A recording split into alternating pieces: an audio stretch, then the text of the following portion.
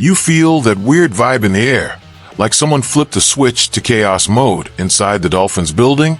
Because today, stuff is happening behind the scenes that changes careers, shakes up the locker room, and could redraw 2026 without asking permission. A huge name is being pushed out of the spotlight. A piece that could turn into pure gold protection is on the table, and a short little line on social media just blew up like a grenade. You're not ready for what we've got today.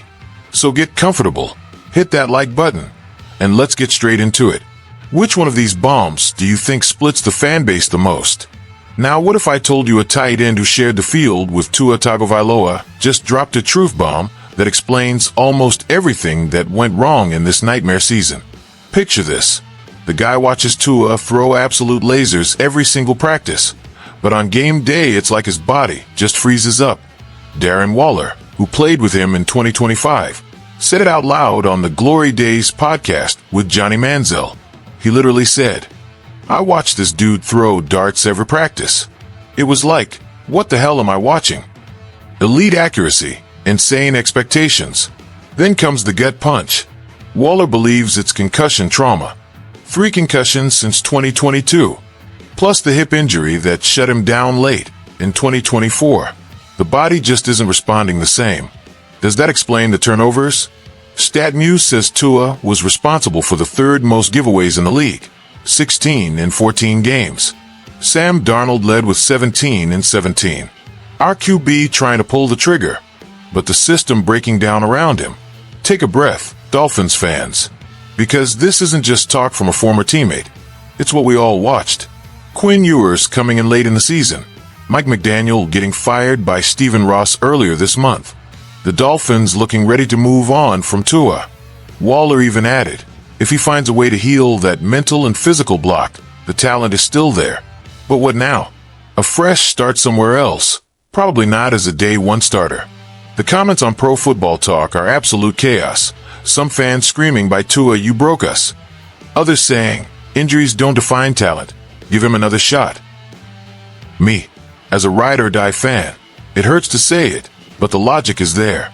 Without stability at quarterback, this offense turns into a punchline. Picture 2026 without him. A new draft pick. Ewers getting a real look, but who guarantees anything? Waller painted it perfectly. Tua forcing throws, his body hesitating. That cost wins, cost playoff hopes. From a pure strategy standpoint, the Dolphins need a quarterback who can handle both the physical and mental grind. Ross doesn't play around. He fired McDaniel to clean house.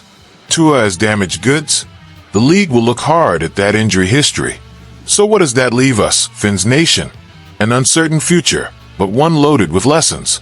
This impacts the entire offseason. Do you chase an elite backup in free agency? Or do you tank for the draft? The fan base is split, and honestly, I love it. The comment section is about to be on fire. But hold up, because while we're still processing a possible goodbye to our QB, there's a mock draft that could protect the next hero under center. What if that hero is standing behind a 360-pound wall that treats edge rushers like paper? Ryan Wilson, CBS draft guru, just dropped a fresh mock. And at pick number 11, he has the Dolphins taking Caden Proctor, interior offensive lineman out of Alabama. A massive, athletic left tackle with ridiculous balance. He dominates in pass protection and neutralizes top-tier rushers like it's nothing. Draft Network called him the best offensive line prospect they've ever seen. The size is wild, but the explosiveness is what pops. Elite first-step burst, arms that seem to cover the whole zip code. In pass pro, he drives rushers straight into his chest or forces them wide. Rare anchor, calm posture, never panics. In the run game, he's a natural mover, raw power that turns into simple math. Strength plus athleticism equals total control at the point of attack. Now it's not all sunshine. There are concerns. His body composition needs to be managed. Sometimes he doesn't finish blocks with bad intentions. Footwork can get sloppy on angle runs. Leverage drops when his pad level rises against shorter defenders. But those are fixable. Trim some weight. Focus on playing lower, and you're talking Pro Bowl upside. For the Dolphins, this fit is perfect. The offensive line was a mess in 2025. Tua, or whoever's next, needs time. Proctor gives you that. He protects the quarterback and opens lanes for Devon a chain to hit turbo. Dolphins talk is already losing it. Half the fans yelling, finally, real protection. The other half saying, too risky at that size. Me. At number 11, that's a steal. Alabama breeds monsters, and this dude is an outlier. The impact is immediate. A revived offense, an elite run game, a passing attack that isn't under constant pressure. Without a move like this, we're just replaying 2025 all over again. Post McDaniel, Ross is investing with purpose, and a pick like this screams smart rebuild. Wilson nailed it. Proctor is a day 2 starter and a tone setter. And in the AFC East, where the Bills and Jets feast on weak lines, we need that edge. So tell me, does Proctor save 2026, or is it all hype? And honestly, that still wasn't the most heartbreaking thing today, because a cheetah might be hinting at a return home, and that could rip the soul out of this offense. How about a star who gave us 1,700 yards in his first year suddenly posting, "I want to go home," with a smiling sunglasses emoji? Tyreek Hill, our electric WR1, looks like he might be eyeing a reunion with the Chiefs, the team that drafted him back in 2016. He posted it replying to a request from people's sexiest man alive, like, "Since we're asking, I want to go home." Clutch points went crazy. After 4 years in Miami, is this really the end? His 2025 season was brutal. Just 4 games, 21 catches, 265 yards, 1 touchdown. Then the injury wiped him out. Kansas City, without him, still went to 3 Super Bowls and won 2. But with Mahomes, he was pure gasoline. Nearly 1,500 yards and 12 touchdowns in Pat's first year, plus 2 more 1,000-yard seasons before the trade. Think about the hit, Dolphins fans. Hill arrived in 2022 and exploded for 1,701 yards. In 2023, he broke records with 1,799 yards and 13 touchdowns.